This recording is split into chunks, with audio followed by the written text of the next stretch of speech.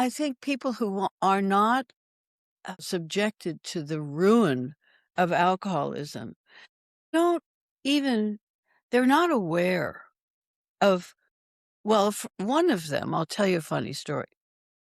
We met one day, we were having lunch at the museum in New York, the big museum.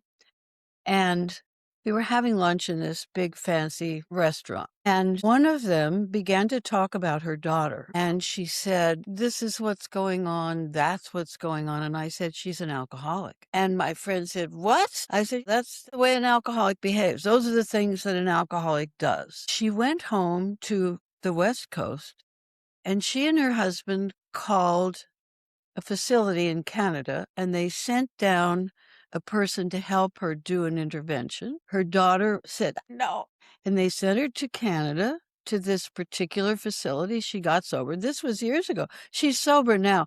But as we sat there over the lunch, I realized that these two women that I am such good friends with really didn't know about my history. And they may have had some inkling, but they had no idea that it was a serious illness that I was under the whip of. And they didn't recognize in her daughter the same thing that I was going through. But she got sober and they did the right thing. They were sober people. They called somebody to help them. The person came down to the West Coast, led the intervention, and took her off to a treatment center, and she's still sober.